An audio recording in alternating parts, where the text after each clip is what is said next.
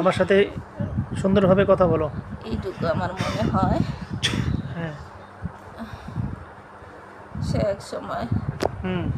পাতা ঘুরতে গিয়েছিল। পাতা কুড়তে উম, পুড়তে। মুড়তে গেছেন পাতা।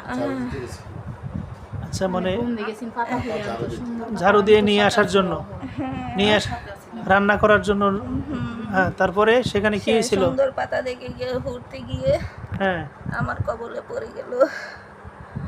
মানে সে যেখানে অনেক পাতা বহুদিন টোকানোর হয়ে জন্য গেল। গিয়েছিল সেখানে তুমি ছিলা, সেখানে তুমি তাকে ধরছো।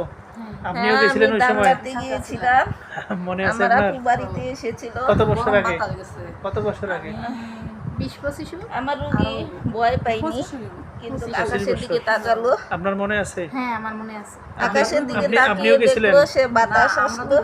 পাতাটা দেখতেছি আপা কাছে সুন্দর একটা পাতা লই গিয়া তারা দুই বোনে গিয়ে না, লইছে আমার- পরে আপা আমার নিচে আমার সাইডে তো বাতাস গেছে ঠান্ডা লাগছে, কিন্তু এই সাইডে তো বাতাস গেছে গরম বাতাস।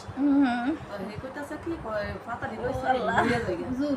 পরে আমি কই আমি নেওয়া লাগবো না পাতা দিয়ে আচ্ছা, ওই সময় মহিলা নাকি ঠান্ডা বাতাস এবং গরম বাতাস অনুভব করছিল। গরম বাতাস ছিল, সে আকাশের দিকে তাকালো।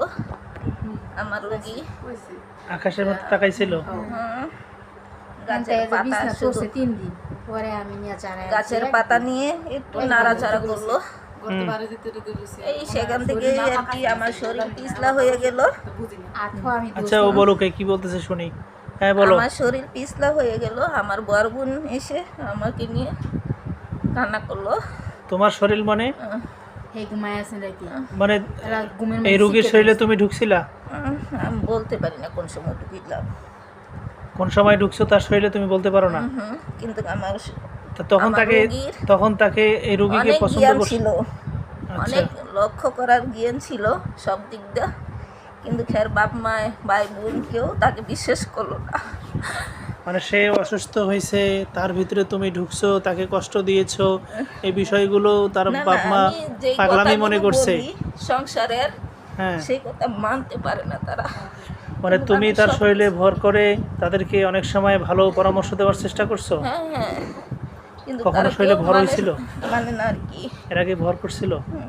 একবার এই যে কইছিল লাগছে পরে ওই আমি আমার- আমার শুয়ে আসলাম।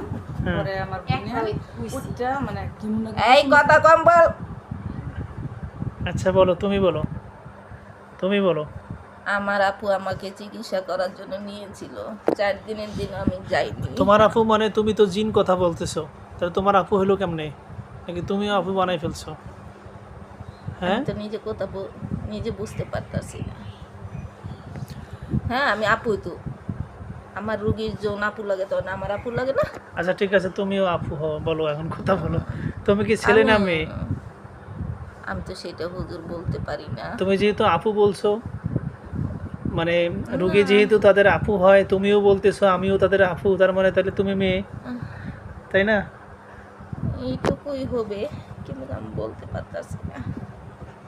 মেয়ে না ছেলেও বলতে পারে না।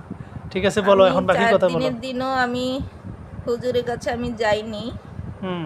আমার মানে ভালো লাগে না, এইসব কবিরাজি আমার পছন্দ না। কবিরাজি তো পছন্দ লাগবে না, কারণ কবিরাজি করলে তো তোমার শরীরে আগুন ধরে, তোমার তো তখন আর এই মেয়ের সাথে থাকা সম্ভব হবে না। এই জন্যই তোমার কবিরাজি ভালো লাগতো না। কিন্তু আমার রুগী সবসময় সংসার নিয়ে ব্যস্ত থাকে। আচ্ছা, তারা তার ভালো বাচ্চার থাকার সমস্যা হয় জন্য- কেন? বাচ্চার সমস্যা কি তোমরাই করো? না না না, বাচ্চার সমস্যা আমরা করি না। অন্য কোনো জিন করে? বাচ্চা খায় না অন্য জিনে করে? এইটুকু আমি বলতে পারি না, কিন্তু তাদের লোক ভালো না, তারা হিংসে করে অনেক। মানে তার ফ্যামিলির লোকজন তাকে হ্যাঁ, হিংসা করে, বাচ্চাদেরকে হিংসা করে? অনেক হিংসে করে। এর শরীর আচ্ছা, কে স্বাস্থ্য হিংসা নিয়ে করে করুক, আমি সেগুলো কেটে দিচ্ছি, ঠিক হয়ে যাবে। অনেক মানে সংসারের এখন লোকেরাও তোমাকে কি হিংসা করে, করব? প্রতিবেশীরাও হিংসা করে এর লগে। এই নামাজ রোজা করতে চায়, কিন্তু নামাজ রোজার তাকে টাইম দেয় না, সময় দেয় না, হে কান্নাকাটি করে। আচ্ছা ঠিক আছে, আর কথা বাড়াইতে চাই না। এখন তোমার কি ব্যবস্থা করবো সেটা বলো। তুমি কি চলে যেতে চাও না মরতে চাও? না না, আমি রোগীর লগে থাকতে চাই, আমি তার ভালো দেখতে চাই। তুমি তো তার ক্ষতি করতেছো, তোমার কারণে তো তার ক্ষতি হচ্ছে। সে ঘুমাইতে পারে না, তার মাথা ব্যথা করে, তার শরীর দুর্বল থাকে, হ্যাঁ, শারীরিক দুর্বল মানসিক হলে তার সমস্যা হয়। মাথা ব্যথা হয়। শারীরিক মানসিক সমস্যা হয়, তার বুকে চাপ দিয়ে থাকে, তলপেটে ব্যথা করে, আরও অনেক সমস্যা হয়, স্বামী স্ত্রীর মাঝে সমস্যা হয়, এগুলো তোমার কারণেই হচ্ছে না? হ্যাঁ, স্বামী এখন এখন অনেক দুর্বল, সে সন্তান হবে না, হ্যাঁ, তো তাকে- চিকিৎসা করে না, হ্যাঁ ইচ্ছে করে তো তাকে যে তোমরা এরকম ক্ষতি করতেছো, মানসিকতা নষ্ট করে রাখে। তো এই ক্ষতিগুলো তোমরা কেন করে রাখছো? না, আমি ক্ষতি করি না, তাদের স্বামী সম্পর্কে, স্ত্রী সম্পর্কে ক্ষতি করি না, কিন্তু স্ত্রী তাকে অনেক ভালোবাসে স্বামীকে, আচ্ছা ঠিক আছে, কিন্তু সন্তান তার আপনারা কি চান, এদেরকে মেরে ফেলবো ছেলে না ছেড়ে সন্তান দেবো? হওয়ার দরকার। না, আমাকে মারবেন না, আমি কাউকে ক্ষতি করব না। তোমাকে আমি ছেড়ে দিচ্ছি, তুমি যে জায়গা থেকে না, আসছিলা। আমার রোগীর অনেক কষ্ট হবে, অনেক যন্ত্রণা আরো বুক করতে হবে, তখন 12 বছর ধরে সে বুক তুমি কি করে। উপকার করো? আমিও কিছু উপকার করতে পারি না, তাহলে উপকার করতে না পারলে তোমার আমার- থাকার দরকারটা কি? আমি রোগীর মতন অবলা হয়ে গেলাম। কারণ তো উপকার তোমার করতে- থাকার দরকার কি? তোমার তো থাকার দরকার মানে নেই সেখানে। মানুষের পরিস্থিতিতে আমরা হিংস্র হয়ে যাই, মানুষেরও উপকার করতে পারি না, নিজেরও উপকার হতে পারি না। ঠিক আছে, আমি তোমাদের ব্যবস্থা নিতে বাধ্য হচ্ছি, ধরে থাকেন। কিন্তু তার একটা ছেলে সন্তানের দরকার। তুমি মুসলমান হইতে চাও? যদি মুসলমান হইতে চাও, কি জানি আমি তোমাকে আমি মুসলমান না হিন্দু, আমি তা বলতে পারবো না। আসলে তুমি ওই গাছের নিচে ওই পাতার ওখানে ছিলা, মূলত ওটা একটা ওসিলা। তুমি আসলে ওখানে বসবাস করো নাই, তুমি অন্য জায়গা থেকে এসেছো। এই পরিবারের পারি উপরে না, যখন কোন থেকে এসেছি। ব্ল্যাক ম্যাজিক করে চালান দেওয়া হয়েছে, কোনো একটা ওসিলা দিয়ে তাদের বাসায় ঢুকতে হবে, তাদের পরিবারে ঢুকতে হবে, ক্ষতি করতে হবে, এটা একটা ওসিলা ছিল। কিন্তু ওই সময় যখন সে পাতা টোকানোর জন্য জঙ্গলে গিয়েছে, গাছের নিচে গিয়েছে, তখন তুমি ওখানে সুযোগ পেয়ে শরীরে ঢুকছো, আসর করছো, তারপর থেকে তার সাথে আছো, এবং তোমার সতী সাঙ্গীরা আমিও যারা তো আছে ভালো হতে চাই, পুরা ফ্যামিলির আমি সবার ভালো ক্ষতি হয়ে করতেছে। চলতে চাই। না, তোমার এই কথা আমি বিশ্বাস করি না। এটা একটা কৌশলে ঢুকছে, বুঝতে পারছেন? ওই গাছের নিচে পাতার কাছে ছিল বিষয়টা, মানে ধরেন তো, তবে আবার রোগীকে বিশ্বাস করতে হবে, তাদের বিশ্বাস না করলে সবাই ধ্বংস হয়ে যাবে। এই মুহূর্তে তোমাদের সবাইকে আমি একসাথে বন্দি আমার করে কথা ফেলেছি, শোনো। জবাই করে মারতে বাধ্য হচ্ছি। আমার কথা শুনিল হ্যাঁ বলো, তোমরা, বলো বলো। সত্যি আপনারা আমার কথা রোগী বলিয়েন অনেক না, কথা ভালো, বলিয়েন না, শোনেন। হ্যাঁ বলো। সত্যি আমার রোগী অনেক ভালো, হ্যাঁ তার ভালো, সংসারটা অনেক ভালোবাসে। সে আরো ভালো থাকবে।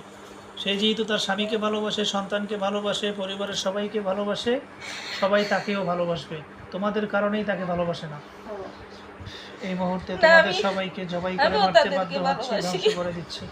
তুমি আমাকে ছেড়ে দিও না, তাদেরকে ছেড়ে ছেড়ে দিও না। ছেড়ে দেবো না, তোমাকে মেরে ফেলবো এখন। আল্লাহ, আমি মরে গেলে আর কিছু হবে না। তাহলে মুক্ত করে দিচ্ছি আজীবনের জন্য, এই এলাকা থেকে চলে যাও, চলে যাবে। তাহলে আমার রোগীর যে কিনুই হয় না, তার পরিবারে যেন তাকে সম্মান করে অনেক। সেটা সেটা তারা করবে, তুমি তোমার জায়গায় চলে না যাও। না, তারা সম্মান করে না, কোনো সময় না, তাকে মানে না, তাই তার পরিবার অনেক ধ্বংস হয়ে যায়।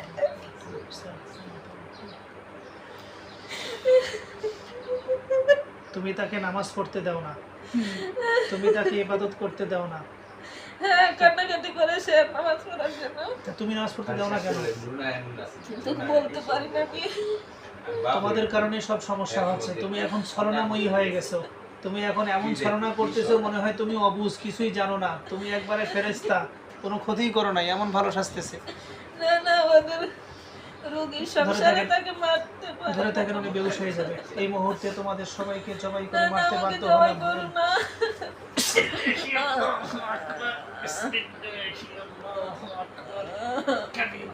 ধরে থাকেন, বেহুশ হয়ে যাবে।